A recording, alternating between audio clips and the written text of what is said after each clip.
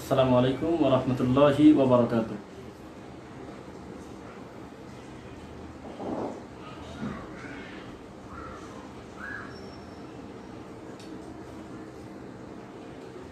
আলহামদুলিল্লাহিল্লাযী ওয়াহদা ওয়াসসালাতু ওয়াসসালামু আলা মান লা নাবিয়্যা বা'দা আম্মা বা'দ ফাআউযু বিল্লাহি মিনাশ শাইতানির রাজীম ওয়া লা তাকরাবুয যিনা ইন্নাহু কানা ফাহিশাতাও ওয়া মাকতা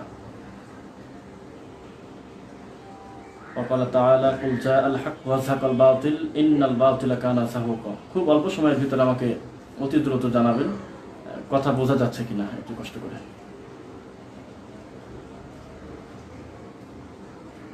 একটু জানাবেন ইনশাআল্লাহ।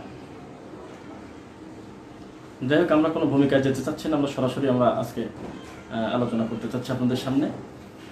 আসলে বিষয়টা হলো যে ৭১ টিভি এ বিষয়ে আমরা কথা বলতে চেয়েছি।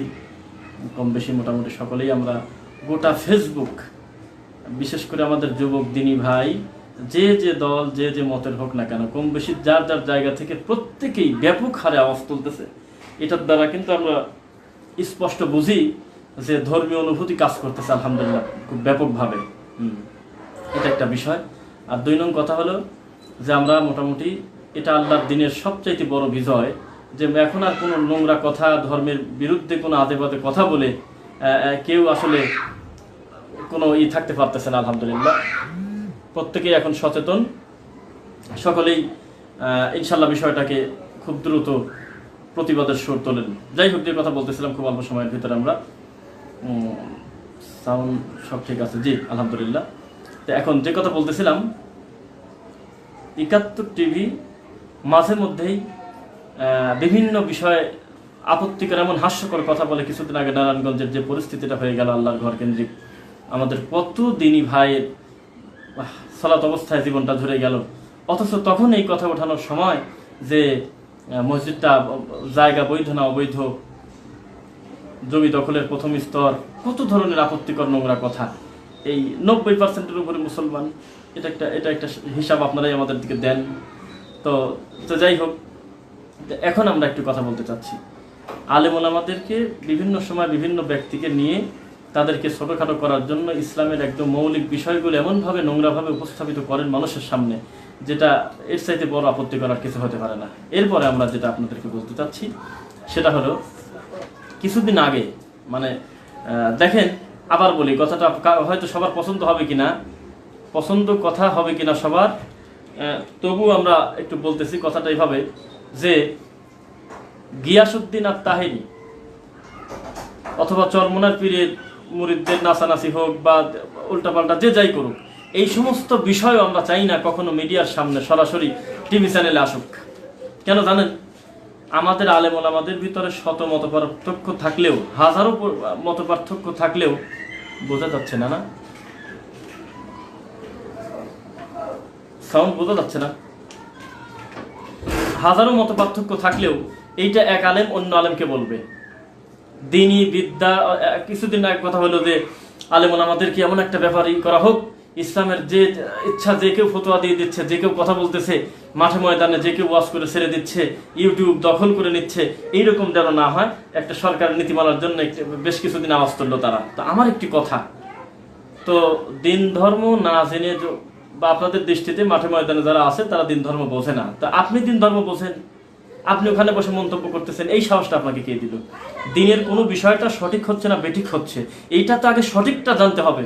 আপনি বললেন যে ইসলামে এটা নাই, তো আছে, আপনাকে জানতে হবে না? যেটা আছে সেটাকে জানতে হবে না আপনার?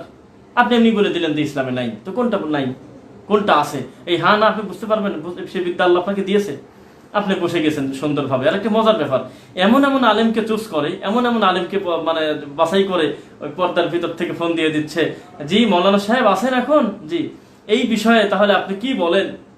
তখন সে মৌলানা সাহেব ময়নার বুড়ির মতো বলে দিচ্ছে, আপনি মৌলানা চোখে দেখেন না, নিয়ে আসেন, জিনিস নিয়ে আসেন। আমাদের দেশে আছে আলহামদুলিল্লাহ, আছে আপনাদের মতো প্রতারক লক্ষ লক্ষ এক জায়গায় করলে তাদের বিদ্যার এক চুল পরিমাণ হবে না, সেরকম বিদ্যান এদেশে হাজারো হাজারো পণ্ডিত আছে, দিন ইসলাম বোঝা পণ্ডিত। কোথার থেকে কাকে যেন কোথার থেকে ধরে নিয়ে এসে ফোন করে, হ্যালো কি বলেন তাহলে, এই যে ওয়াজ এরকম হচ্ছে, এই নারী বিদ্বেষী বক্তব্য হচ্ছে। শয়তানও কি এই কথা বিশ্বাস করে? আব্দুর রাজ্জাক বিন ইউসুফ সাহেব নাকি তার বক্তব্যের মাধ্যমে মানে ধর্ষণ বৃদ্ধি পাচ্ছে বা ধর্ষণের প্রতি মানুষ আকৃষ্ট হচ্ছে। আস্তাগফিরুল্লাহ আস্তাগফিরুল্লাহ।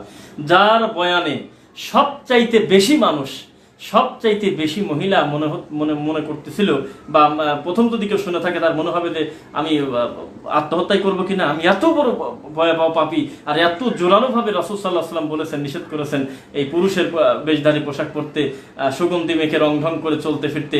এই সমস্ত বিষয়গুলো সবচাইতে কঠিনভাবে, একবার জোরালোভাবে যিনি উপস্থাপন করেন তার নাম আব্দুর রাজ্জাক বিন ইউসুফ। সকলেই যার যার জায়গা থেকে কম বেশি খেদমত করতেছেন, মোটেও এটা পক্ষপাতিত্ব কোনো বিষয় না। তো এই লোকটার বয়ান চালিয়ে বলতেছে যে এগুলো হলো ধর্ম বিদ্বেষী, এগুলো হলো আপনার নারী ধর্ষণের সহায়ক ভূমিকা পালন করতেছে। আস্তাগফিরুল্লাহ আস্তাগফিরুল্লাহ। নারীদেরকে ওয়াকরনা ফি বুয়ুতিকুন্না ওয়ালা তাবাররাজনা তাবাররাজাল জাহিলিয়াতিল উলা। ঘুরে ফিরে আমরা একই কথা বলতেছি যে মহিলাদেরকে ঘরে থাকতে বলতেছি, এবং যখন বের হবে ঘর নিয়ে বের হবে। আমরা এই পক্ষে। আমরা ধর্ষণের কাছে, ধর্ষণ তো বহু দূরের কথা, ধর্ষণের আশেপাশে একদম নজর দেওয়া থেকে শুরু করে পর্দার ছোট থেকে শুরু করে বড় পর্যন্ত প্রত্যেকটা বিষয় খুঁটিনাটি একজন আলেম মানুষের কাছে ঘোষণা করে দিচ্ছে, প্রকাশ করে দিচ্ছে। একজন আলেম এই ব্যাপারে সবচেয়ে বড় চিকিৎসক।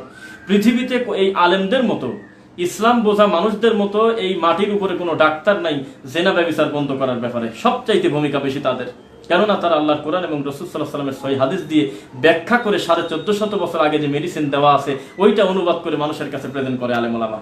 আর তাকে আপনি বলে দিলেন কি যে ধর্ষণে উস্কানি দিচ্ছে। আস্তাগফিরুল্লাহ। শয়তান এই কথা বিশ্বাস করে। কি লজ্জা!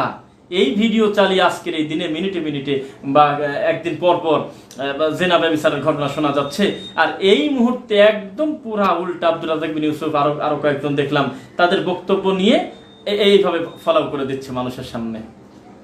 তো একটা কথা বলি আপনাদেরকে, কথাটা কি, সময় থাকতে জাতি কিন্তু এখন বসছে তো সব কথা। আমি এইভাবে পাবলিকলি আমি খোলামেলা বললাম না কি করণীয়।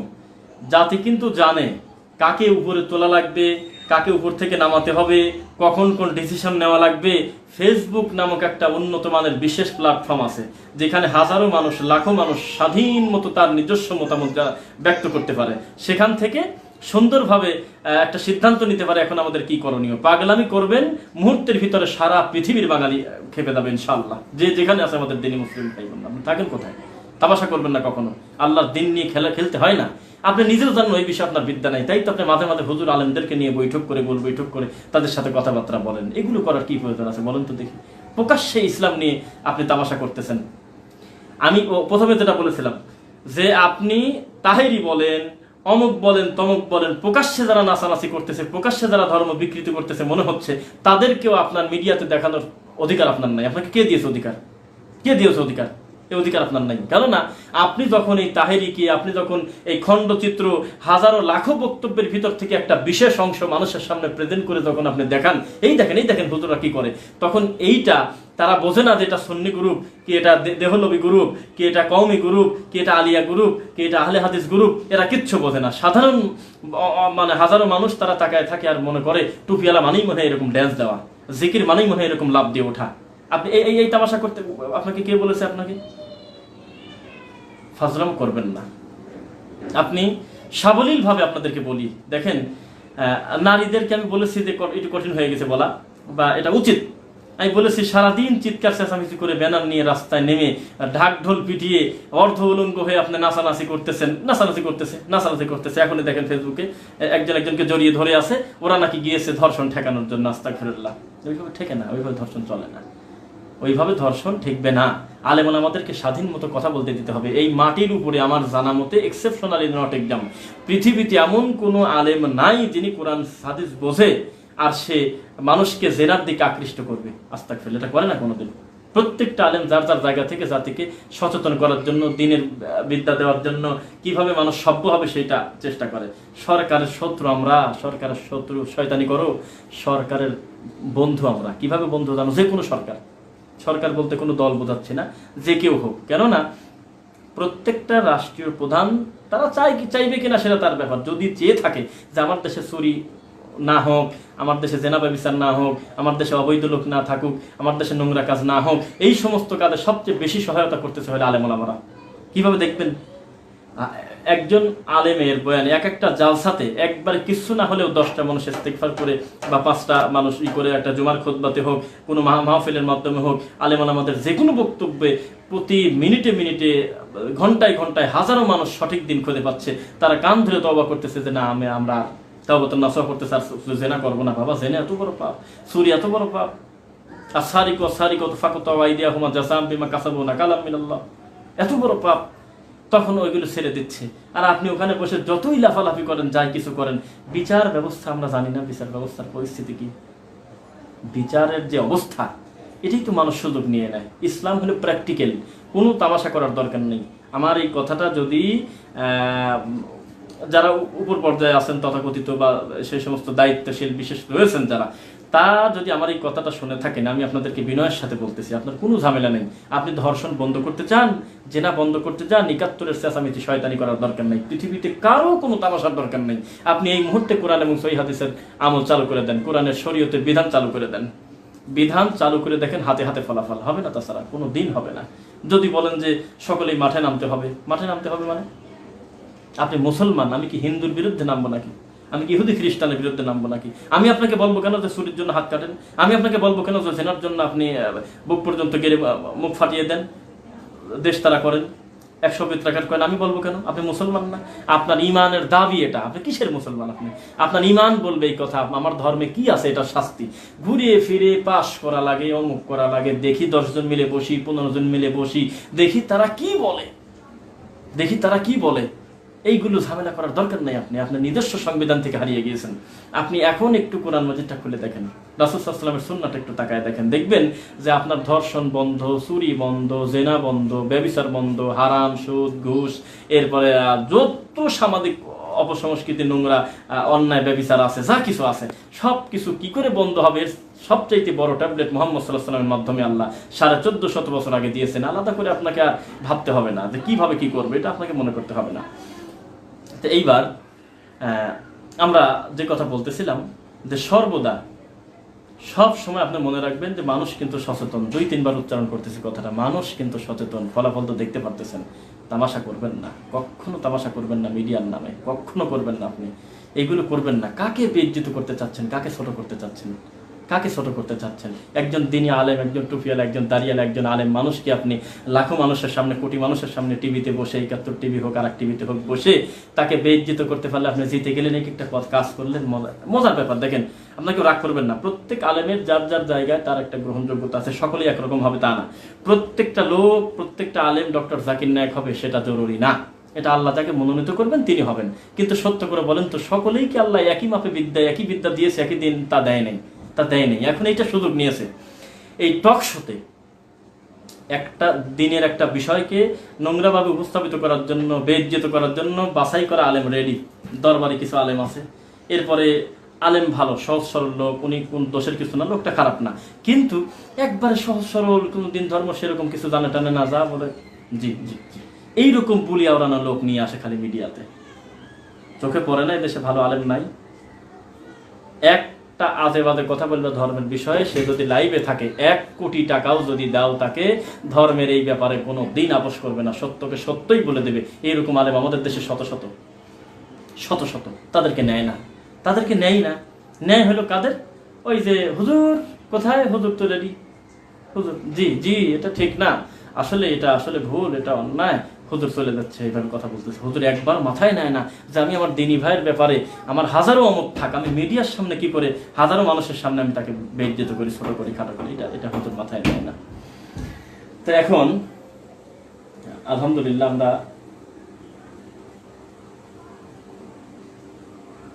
যে কথা বলতেছিলাম, আমরা এখন আমাদের উচিত হবে প্রত্যেকে যার যার জায়গা থেকে চূড়ান্তভাবে আওয়াজ তুলবেন। প্রত্যেকটা মানুষ যার যার জায়গা থেকে কঠিনভাবে হুঙ্কার দিয়ে সত্যকে মানুষের কাছে পৌঁছায় দেন। কোনো না কোনোভাবে সকলের কান পর্যন্ত পৌঁছে যাক, এটা মুসলমানের দেশ, এই কথাটা পৌঁছায় দেন আপনি, এটা মুসলমানের দেশ।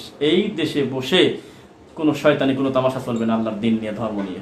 আপনি হিন্দু হয়ে যান, আপনি হিন্দু হয়ে বা অন্য ধর্মাবলম্বী হয়ে যান, আপনি কোনো দিন সালাত আদায় করার দরকার নেই। আপনি নারকেল ফাটায় ধর্ম পালন করেন, কেউ আপনাকে বলতেছি না জমক গ্রামে 10টা হিন্দু আছে, চলো তো সকলে মিলে তার মাথা ফাটিয়ে দিয়ে আসে, বলবো না, কোনোদিনও বলবো না তা। আমরা আপনার ধর্ম আপনি পালন করেন। আপনি মুসলমান নাম দিয়ে মুসলমান একজন লোককে মাঝখানে একটা আলেমকে বসায় দিয়ে চারপাশে আপনি প্রতারক শ্রেণী বসায়, নারীবাদীদের বসায় দিয়ে তখন ওই লোকটাকে আপনি বেইজ্জত করতেছেন, নোংরাভাবে গালিগালাজ করতেছেন। এটা হইল এইভাবে আল্লাহর দিনের উপরে মানুষের বিষয় এরকম পরে। এবার একটা কথা, এবার আমাদের গায়ের উপরে লাগে এরকম একটা কথা বলি, রাগ করবেন না, শোনেন একটা কথা। ইসলাম হলো সবচাইতে স্পষ্ট ধর্ম, এর চাইতে কোনো বৈজ্ঞানিক ধর্ম আল্লাহর মাটির উপরে নাই। ইসলাম সবচাইতে বৈজ্ঞানিক ধর্ম, সবচাইতে স্বচ্ছ সুন্দর ধর্ম। এই ধর্মে যখন আপনি জিকির করতে করতে আপনি লাফালাফি করতেছেন, বক্তার গলা ধরে পড়ে যাচ্ছেন, কিল ঘুষি মারতেছেন, বাবার বয়স একটা লোকের ঘাড় উপরে পা দিয়ে পড়ে যাচ্ছেন, উপর দিকে উঠে চলে যাচ্ছেন, মানুষকে খোদা বলে ডাকতেছেন, আল্লাহ বলে মানুষকে ডাকতেছেন। আবার আর একটা আলেম যখন উকালতি করেন যে আমি নিজেও দেখছি খেজুর গাছে উঠে গেছে, কোনো অসুবিধা নেই, তা দেখছেন ভালো কথা, খেজুর গাছে উঠে গেলে এর ভিতরে ইসলামের কি বরত্ব থাকতে পারে? তো এইগুলো যখন কাটছাট করে যখন মিডিয়াতে দেখায়, বিশ্বাস করেন আমাদের খুব খারাপ লাগে। কেননা একজন আলেম হিসেবে আমাদের খুবই কষ্ট লাগে যে এই সমস্ত নোংরা জিনিস যখন একটা মিডিয়ার সামনে মানুষ দেখে, তখন মানুষ মনে করে যে ধর্ম মনে হয় এরকমই, তখন ক্রিটিসাইজ করে। এই সুযোগটা আপনি দিয়েন না। ধর্ম খুব পরিচ্ছন্ন।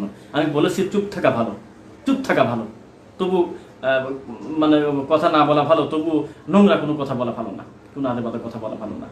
কোনো কথা বলবেন না আপনি প্রয়োজনে, যদি সে কথাটা ইসলামের বিরুদ্ধে হয়, ইসলাম ধর্ম বা দিন সম্পর্কে জানেন না, এমন কথা আপনাকে কেন বলবেন, বলতে যাবেন না আপনি।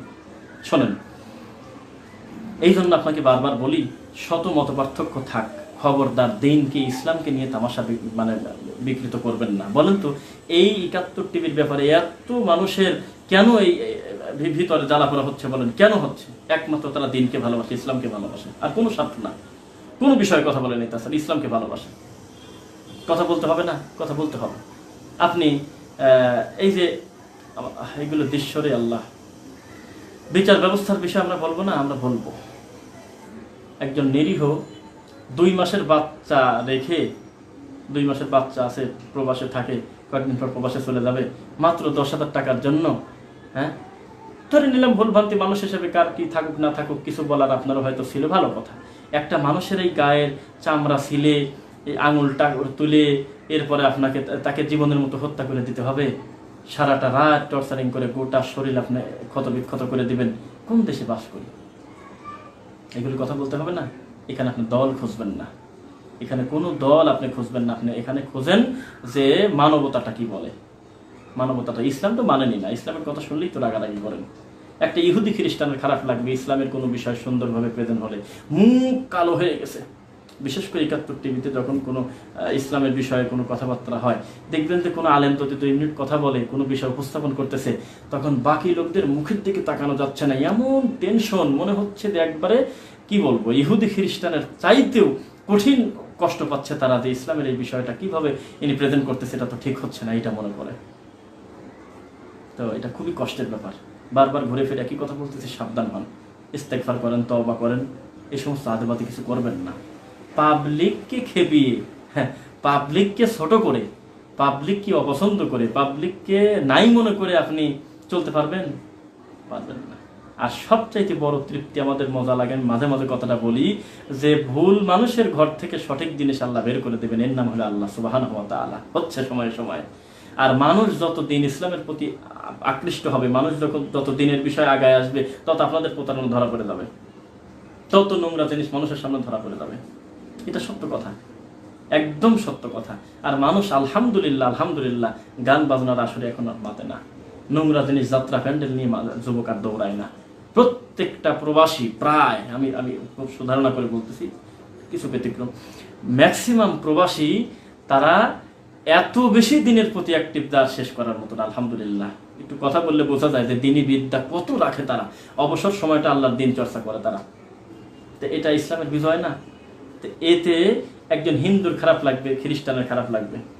আপনারা কিছু শব্দ ব্যবহার করতেছেন 71 টিভির আগে পিছে, এই শব্দটা পাবলিকলি আমার বলাটা হয়তো উচিত হবে না, এটা আপনারা নিজেরা সিদ্ধান্ত নেবেন, এটা উচিত, এটা এটা ঠিক আছে, কোনো সমস্যা নেই, আমি একমত পোষণ করছি, এটাকে বর্জন করা অতি জরুরি। এখন বর্জনটা আপনার শক্তভাবে হতে পারে, বুঝে নেন, বর্জনটা খুব চূড়ান্তভাবে হতে পারে, আবার স্বাভাবিকভাবে নিজে দূরে থাকতে পারেন, কোনো অসুবিধা নেই। তবে হাদিসটা বলি, মান রাআ মিনকুম মুনকারান ফালিয়ুগাইয়িরহু বিয়াদিহি। আরে মুমিন তো সেই ব্যক্তি যে কোনো মন্দ কাজ দেখলে হাত তাকান আমার দিকে, হাত দিয়ে যায়, বাধা দেয়। ফাইল্লাম ইয়াস্তাতি, যদি তা না পারে, সম্ভব না, আমি হাত দিয়ে বললে এই করলে সমস্যা হবে, ফাবি লিসানিহি, তাহলে সে যেন জবান দিয়ে, জিহ্বা দিয়ে কিছু বলে, অন্তত যে একটা কাজ করতেছেন নাকি, হ্যাঁ এইভাবে আপনি এই হারাম কাজটা করতেছেন, নোংরা কাজ করতেছেন। ওয়াইল্লাম ইয়াস্তাতি, আর যদি তাও না পারেন, ফাবি কলবিহি, অন্তর দিয়ে হলেও অন্তত এটাকে ঘৃণা করতে হবে। তো ঘৃণা করা ফরজ। যখনই আপনি শুনবেন যে ইসলাম নিয়ে, দিন নিয়ে কোনো আজে বাজে জিনিস মন্তব্য করলো, তামাশা করলো, তখন আপনি মুসলিম হিসেবে কোনো দিন আপনার চোখ থাকা উচিত না আপনার জায়গা থেকে। আর দেখেন, বলেছি যে পাবলিক জাগতিকভাবে, বাহ্যিকভাবে অনেক কিছু তারা পারে, সক্ষমতার উৎস কিন্তু আল্লাহ, আন্নাল কুওয়াতা লিল্লাহি জামিআ। কিন্তু স্বাভাবিক জাগতিকভাবে পাবলিককে খেপিয়ে তাদেরকে দাবিয়ে রাখা যায় না, এটা কোনোদিনও যায় না। সত্যকে সত্য বলেই মানুষের সামনে প্রয়োজন হবে। সুতরাং আমরা খুব বেশি কথা আমরা বলতে চাচ্ছি না, আসলে এটা সাদায় গোছায় বলারও তো কিছু না, ঘুরে ফিরে আমরা একই কথা বলতেছি যে প্রত্যেকে যার যার জায়গা থেকে একদম চূড়ান্ত সচেতন হন। যিনি কন্টিনিউ ভুল হয়ে গেছে একদিন, হঠাৎ সে ভিন্ন কথা। আপনি রাত দিন প্রকাশ্যে, দুঃখিত আমি বারবার ঘাম মুছতে হচ্ছে, আসলে সাউন্ড যাতে আপনাদের কাছে সুন্দরভাবে হয় এটা বোঝানোর জন্য আমি ফ্যান বন্ধ করে দিয়েছি, এসি বা অন্য কিছু তো আমার নেই। তো যাই হোক, আমি বলতে মানে উদ্দেশ্য হলো, কষ্ট হলে যাতে আপনারা আমার কথাটা বুঝতে পারেন, এই জন্য আর কি। তো যাই হোক, ইনশাল্লাহ আপনারা, আমি আশা করি যে সিদ্ধান্ত, সঠিক সিদ্ধান্ত নেওয়ার মানে আপনাদের আছে, আপনারা ততটুকুন বিদ্যা আপনাদের আছে আলহামদুলিল্লাহ। ৭১ টিভিকে বয়কট করুন, ৭১ টিভিকে বয়কট করুন, বাস। আমি একদিন বলছিলাম যে এটা কি মিটানো থাকে নাকি, আমি বুঝি না তো, মিটানো থাকে মনে হয়। যে তুমি যদি নাস্তিক না হও তাহলে খবর করতে পারবে না, তুমি যদি নাস্তিক না হও তাহলে টকশোতে তুমি থাকতে পারবে না। পরিকল্পিত, হাতে গোনা কয়েকজন মিলে বসে, আর একটা প্রতারক, একটা পুরুষ মানুষ, মহিলা মানুষ যা করতেছে মিডিয়াতে আমরা তো দেখতেছি কম বেশি ঘুরে ফিরে একই কথা, ইসলাম জঙ্গিবাদ, অমুক তমুক, ইসলাম হলো এই সেই, বিভিন্নভাবে তারা বিদ্যা বুদ্ধি না থাকলে যা হয় বলে দিচ্ছে। কিন্তু একটা পুরুষ মানুষ, একটা প্রতারকের বাচ্চা, ডিবিসি নিউজ না ৭১ টিভিতে, সম্ভব ৭১ টিভিতেই, সে কয়েকদিন পর পর শাকিল আহমেদের এত পর্বের রিপোর্ট, অমক আহমেদের এত পর্বের রিপোর্ট নিয়ে উনি সিরিজ আকারে আলেম ওলামাদের তামাশা বা নোংরাভাবে প্রেজেন্ট করতেছে। বিচার নাই, এদের কোনো বিচার নেই, কোনো বিচার নেই, কোনো রকম কোনো আলোচনাই নেই তাদের ব্যাপারে, চলতেছে। ইসলাম এমন একটা স্বচ্ছ জিনিস, সেইটাকে এখন এমন করছে যে এইটাকে যে যত পার্সোনালি অ্যাটাক করতে পারবে সে তত উপরতলায় আছে, সে তত উপরে আছে, বসে আছে। সব ধরনের মানুষই কম বেশি আমাদের কথা আপনারা শুনতেছেন আলহামদুলিল্লাহ, জানেন, বোঝেন। প্রত্যেকেই যার যার জায়গা থেকে একটু একটু একটু অন্তর দিয়ে আল্লাহকে বলেন, আওয়াজ রাখেন মুখে, চেষ্টা করেন এই সমস্ত নোংরা জিনিস যেন সমাজ থেকে বিতাড়িত হয়, এই সমস্ত ধোঁকার থেকে যেন মানুষ ফিরে আসে, এইটার ব্যাপারে আপনি বারবার করতে থাকেন। আর প্রবাসী ভাইদের আবারও শুকরিয়া আদায় করতেছি যে কোনো একটা বিষয় ডিপলি, অত দূর থেকে, 1000 মাইল দূর থেকে, 100 মাইল দূর থেকে তারা তাদের জায়গা থেকে এমন পরিমাণ সত্যের আওয়াজ তোলে, মাশাআল্লাহ মাশাআল্লাহ, এটা মানতে হবে, এটা মানতে হবে। দেখেন, যেহেতু আমরা একটা লাইভে এসেছি, আমরা প্রতিদিন যুক্ত হওয়া হয় না, তবু আমি চিন্তা করতেছি যে খুব দ্রুত 2 দিন পর পর আমরা একদম বিষয়ভিত্তিক আমরা সিরিয়াসলি আমরা লাইভে আসবো নিয়মিত। তবে যেহেতু এসেছি, আমরা আরেকটা বিষয়, আমরা কয়েকটা বিষয়ে কথা বলতে চাচ্ছি, সেটা কি যে ইসলামটাকে এত কঠিন মনে করে নিয়েন না, এদের সমসাময়িক কিছু বিষয় চলতেছে, যে খুতবা আরবিতে না বাংলাতে, তো কথা বলছি আমরা, খুতবা আরবিতে না বাংলাতে, এইটার ব্যাপারে। তো এইটার ব্যাপারে কি করলেন আপনি? আল্লাহর ঘরের উপরে হামলা দিলেন, ব্যক্তির সাথে আর কথা চলতেছে না, তখন চলে গেলেন কি ওই আপনার ব্রাহ্মণবাড়িয়া সরাইল, সম্ভবত সরাইল জায়গার নাম, ফাতেমা রাদিয়াল্লাহু তাআলা আনহা জামে মসজিদ, আপনি মসজিদের পরে অ্যাটাক করে দিলেন, যে মসজিদটাই বন্ধ করে দিয়ে দেবেন। কত সুন্দর কাজ করলেন আপনি। ওখান থেকে ৭১ টিভির মতো, আর এক টিভির মতো প্রতারক সুন্দর করে দৃশ্যটা নিয়ে দেখছেন হুজুররা আল্লাহর ঘর ভাঙতে মানুষকে উৎসাহিত করতেছে, সকলে গোল হয়ে দাঁড়িয়ে আছে মসজিদে, আর সালাত আদায় করতে দিবে না। প্রকাশ তো হয়েই গেছে আপনার ধোঁকা, আপনার আরবি খুতবা তো ধোকা, এটা তো প্রকাশ হয়ে গেছে, এখন আর এরকম করার কি দরকার আছে? হাদিস নাই, মুখ দিয়ে কিচ্ছু নাই, খালি রাগারাগি, খালি হলো চিৎকার চেঁচামেচি। আপনি হাদিস দিয়ে বলেন। আর ইসলাম তো এটা হয় না। শোনেন, খুব খেয়াল করে শোনেন কথাটা। ইসলামে এই বিধান নাই, ও পারলে আমি পারবো না কেন, ও হলে আমি হব না কেন, আমি যেহেতু ও সেহেতু, তুমি সেজন্য আমি, এটা হলে এটা হবে না কেন, এটার নাম ইসলাম না। ইসলামের প্রত্যেকটা বিষয়ে ভিন্ন ভিন্ন নির্দেশনা আছে। একটা সলাতের প্রতিটা অংশের জন্য আলাদা আলাদা রাসূলের বিধান আছে। আপনি যদি মনে করেন যে খুতবা আরবি হলে সালাত আরবি করে দাও, সব দোয়াই আরবি বাংলা করে দাও, সুবহান রাব্বিয়াল আযীম না বলে, সুবহান রাব্বিয়াল আলা না বলে, সকল প্রশংসা পবিত্র সেই আল্লাহ, উঁচু হোক সেই আল্লাহর প্রশংসা, এইগুলো তাহলে আমরা বাংলা। কেননা আপনার প্রত্যেকটা বিষয়ে ভিন্ন ভিন্ন নির্দেশনা আছে ইসলামের। প্রত্যেকটা বিষয়ে ইসলামের ভিন্ন ভিন্ন নির্দেশনা আছে। রাসূল সাল্লাল্লাহু আলাইহি ওয়াসাল্লাম খুতবা দিয়েছেন এবং ওমা আরসালনা মিন ক্বাবলিকা মির রাসূলিন ইল্লা বিলিসানি কওমিন লিয়ুবায়্যিনা লাহুম, আল্লাহ বলতেছেন আমি ইতিপূর্বে এমন কোন নবী দুনিয়াতে পাঠাই নাই যাদের স্ব ভাষায়,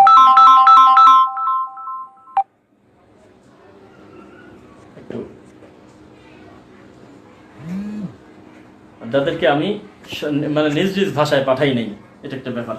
তো আর আপনি আল্লাহর ঘরের উপরে হামলা দিয়ে দিলেন, এটা একটা তামাশা না?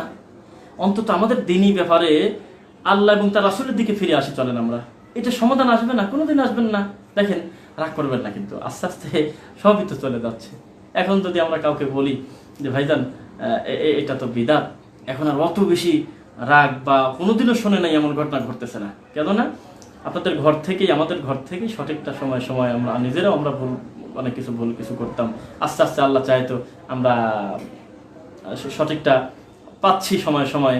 এখন তার এটা বলার সুযোগ নাই যে আমার কাছে সত্যটা পৌঁছায়নি, এগুলো বলার দরকার নেই। সুতরাং ওই কথাটা আবার বলতেছি, মাজলুমের ব্যাপারে কথা বলা জরুরি। আমি জানি না যে আমার এই কথাটা আপনাদের খুব খারাপ লাগতেছে কিনা, কারণ প্রত্যেকেই তো যার যার পছন্দের ব্যক্তি আছে, ভিন্ন ভিন্ন দল, ভিন্ন ভিন্ন তরিকা, গোত্র আমাদের থাকতে পারে, কিন্তু মাজলুমের ব্যাপারে কথা বলতে হবে। মাজলুমের ব্যাপারে কথা বলতে হবে। যারা মাজলুম আলেম ওলামা রয়েছে, যারা নিরপরাধ, যাদের কোনো দোষ নাই, যাদের কোনো অপরাধ নাই, মাজলুম জালেমের শিকার, তাদের জন্য দোয়া করা জরুরি। সে যে আলেম হোক, তাদের জন্য প্রাণ ভরে দোয়া করতে হবে। আর দোয়ার ক্ষমতা নেই কথা বলছে কি? সব ক্ষেত্রেই যে মাঠে ময়দানে বা ভাঙচুর করতে হবে এটা জরুরি না। একজন মুমিনের মুখের জবানের দাম আছে। হাজারো লাখো আলেমের জবান যদি এক জায়গায় হয়ে একজন মাজলুম আলেমের পক্ষে যদি দুইটা কথা এবং আল্লাহকে যদি শেষ রাতে শোনায় দেয়, আমরা আশা করি আল্লাহ এতটুকু ক্ষমতা রাখে, ইনশাআল্লাহ অবশ্যই রাখে, অবশ্যই রাখে। যে আল্লাহ সমুদ্রের মাঝখান থেকে রাস্তা বের করে দিতে পারে, যে আল্লাহ বড় বড় তালাযুক্ত দরজার তালা খুলে দিতে পারে চাবিবিহীন, সে আল্লাহ এখন ওই রকমই আছে। তো এখন ইদানিং দেখলাম যে আব্দুর রাজ্জাক বিন ইউসুফের কথা কেন বলি বারবার, দেখেন আপনি তার সাথে অন্যান্য বিষয়ে শত শত দ্বিমত করেন। আপনি মানুষ, সে মানুষ, একজন মানুষের ভুল হতে পারে, মাসালাগত আপনার বোঝের সাথে তার বোঝের তারতম্য হতে পারে, কিন্তু আপনি সত্য করে বলেন পারিবারিক ওয়াজ করার ক্ষেত্রে বান্দার হকের ব্যাপারে, নারীদের পর্দার ব্যাপারে, এই বোরকা বা পোশাক আশাক কীভাবে মেয়েরা কোনটা পরবে, কিভাবে অশালীন কর্ম থেকে বেঁচে থাকবে, একজন স্বামীর কর্তৃত্ব কি, দায়িত্ব কি, একজন মা হিসেবে সন্তানের উপর দায়িত্ব কি, পারিবারিক ব্যাপারে এনার যে পরিমাণ বক্তব্য আছে জোরালো, এমন পরিমাণ একদম বিশ্লেষণ করে গবেষণামূলক কথাবার্তা তিনি বলেছেন। আর এই লোকটার উপরে আপনি অপবাদ দিয়ে দিলেন, এত বড় অপবাদ যে এদের বক্তব্য শুনে করতেছে, খুবই হাস্যকর। জাতি বোঝে, যে দল করুক অন্তত এই কথা স্বীকার করতে সে বাধ্য।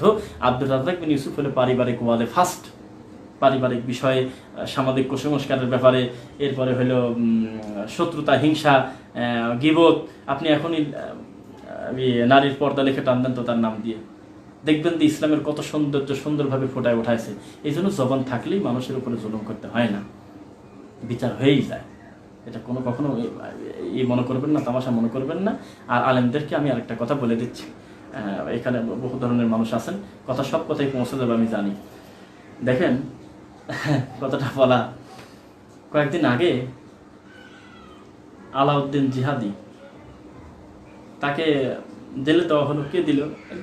এক হুজুর বা এক দলের ভুলভ্রান্তি কথাবার্তা, যাই হোক, আর একটা গোত্রের একজনকে আমরা জেলে দিয়ে দিলাম। উপকার হয়েছে দিয়ে?